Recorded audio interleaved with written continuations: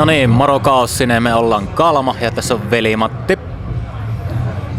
Ja Antti ja sinä katot Kaos TV:t.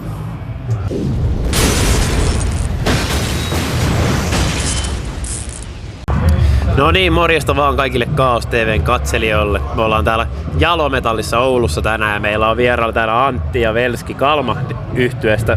Morjesta, mites teille tällä hetkellä juuri kuuluu? Moro. Ekana veittiin keikkaa, nyt ihan hyvä fiilis, että oli porukkaa katsomassa ja mahtavalla Oulussa taas pitkässä aikaa. Se on aina semmoinen kotikenttä etu, että ihan mahtava yleisö oli ja tosi mahtava fiilis oli soittaa. Joo, olen tyytyväinen. Oli hyvä lössi ja hyvä soitto ja hyvä aika, niin kerkiä hillaa vielä tällä.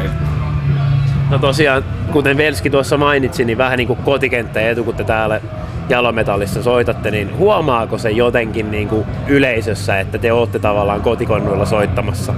No ainakin siitä, että Pekan vitsit uppoo ehkä paremmin kuin muualla Suomessa. Mutta näkee siinä tuttuja jormia yleisössä, mutta en minä tiedä, miten se muuten huomaa. Ihan jeesan täällä on aina soitellut. No mitenkä teillä kokonaisuudessa kesä on tähän asti mennyt? No pari viikkoa sitten oltiin Tampereella soittamassa ja muutenhan se on mennyt muissa merkeissä. No, teillä on bändi ollut aina aika lailla semmonen, että ette ole kauhean aktiivisesti keikkaillut, niin onko siihen niin kuin olemassa jokin syy, minkä takia keikkoja vedetään niin harvakseltaan? No ainahan se syy on ollut se, että siis bändithän joutuu alussa tekemään ne niin sanotut promokeikat, mistä ei jää mitään kätteen, mutta me ei enää harrasteta niitä, niin me halutaan keikosta jotakin saada kouraankin, niin sen takia sitä tehdään harvakseltaan, kun tulee hyviä tarjouksia harvakseltaan. Ja tokihan täytyy nyt mainita, että nämähän nyt rundasi vaikka missä kevät-talve, että keikkoja on vissiin tulossa tulevaisuudessa aika paljonkin. No tosiaan te veditte aikaisemmin tänä vuonna ton kiertueen tuolla Kanadan maalla, niin minkälaiset fiilikset kaiken kaikkiaan tuosta matkasta jäi? No siis kaikkihan toimi hyvin ja siis oli hyvä porukka, että ei mitään siis valittamista ollut ja liksaa tuli ja ei mitään siis. Tosi hyvä porukka ja homma toimi tosi hyvin. No minkälainen suosio niin kuin Kalmahilla keskimäärin on Keski-Euroopassa? Onko yhtye niin kuin arvostettu siellä, jos te käytte siellä harvakseltaan, niin jengi on ilmeisesti keikalla aika paljonkin köhko? Kyllä joo, että aina kun soitetaan ulkomailla, niin homma toimii. Se on ihan sama mihin on menty, niin aina on porukkaa aivan perkeleesti ja hyvä meininki, niin se on mukava lähteä aina käymään. Yllättääkö se koskaan teitä itseenne, että siellä on niinkin iso kannatus tavallaan bändille, vaikka te olette kuitenkin aika harvakseltaan siellä käynyt? Olihan niin kuin Kanadassakin oli meillä tosi monta keikkaa oli sille, että olihan siellä niitä pieniä pizzerioita, mutta sielläkin oli ihan siis todella HC-faneja, jotka tuli ihan on odottanut sille vuositolkolla, että pääsee katsomaan meitä ja sitten vaikka pienikin paikka oli, niin siis ihan todella mahtava yleisö oli siellä. Että... No tosiaan mä luin jostakin, että te olette aloittanut ilmeisesti tekemään ainakin hiljakseltaan uutta levyä, niin minkälaisessa mallissa tällä hetkellä tuo levyn tekeminen on? Levyn tekeminen on hyvällä mallilla, että meillä on 3-4 rallia jo aika lailla paketissa ja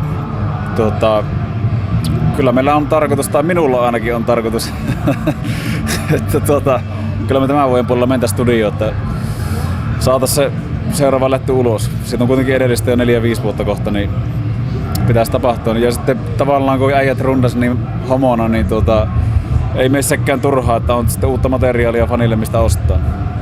No mitenkä kokonaisuudessaan niin kuin bändin levyn kirjoittamisprosessi etenee? Että osallistuuko teillä niin kuin kaikki bändin jäsenet siihen vai mitenkä toi niin kuin käytännössä tapahtuu toi uusien kappaleiden tekeminen? Siis onhan tässä mastermindit tietysti koko veljekset silleen, että kyllä se pääosin niitä heidän harteilla on sitten ja sitten yritetään saada kaikenlaista läpi sitten mitä niin saadaan sitten, että kyllä se kova yritys, että muutkin saa jotain settiä pihalle, mutta siis näin se menee. Mutta kuitenkin isolta osin, kaikki kuitenkin sit jossain määrin ainakin osallistuu kappaleen tekemiseen. Totta kai siis kaikki sovitukset ja sellaiset menee siis jäsenten puolesta sitten.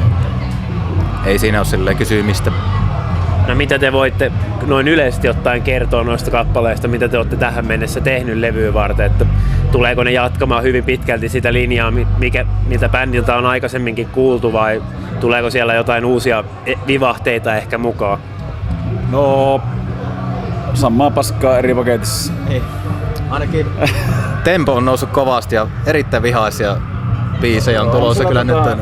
On mulla aina pyrkimys jotakin uutta viritellä ja kehitellä, mutta minä luotan aina vaan pelkästään inspiraatioon. Jos mä aloitan niin nuokin uudet biisit, mitkä on syntynyt, niin on saattanut mennä kuukausi, että mä oon koskenut koko soittimeen. Että jos se vaan suoltaa mulle paskaa, niin sitten mä laitan sen laukkuun ja sitten otan sen sieltä uudelleen. Ja sitten jos tulee jotakin hyvää settiä, niin sitten lähden sitä työstämään. No, minkälainen tilanne teillä on tällä hetkellä niin kuin levyyhtiön suhteen? Et onko teillä sopimus vielä Spinefarmin kanssa vai onko teillä edessä sekin, että te joudutte etsimään tavallaan uuden levyyhtiön sille levylle? Joo, kyllä meillä on vielä soppari jäljellä Spinefarmin kanssa, että yksi levy ja veikkaisinpä, että jostakin löytyy sitten jatkoa, jos ei Spinefarmilta, niin sen jälkeen. Mutta tämä seuraava levy tulee vielä Spinefarmin kautta. Kyllä. No loppujen lopuksi tähän vielä niin hieman tulevaisuuden näkymistä noin yleisesti ottaen, niin ilmeistikö seuraavana tavoitteena on saada toi levy pakettiin vai minkä näköisiä tulevaisuuden suunnitelmia teillä on? No joo, kyllä sanoisin näin, että pistetään levy kunnialla leijaa ja sitten tehdään hyviä keikkoja. Siinähän se on. No kiitokset kummallekin ajasta ja onnea tosiaan ton levyn tekemiseen sekä tulevaisuuteen. Haluatteko te vielä lopuksi sanoa jotain teidän suomalaisille faneille, jotka katsovat tätä jälkeenpäin? No ei muuta kuin tervetuloa keikoille. Kiitos. Menkää hillaan, ne on kypsiä nyt. Ja mustikkaa. Siellä se kunto nousee.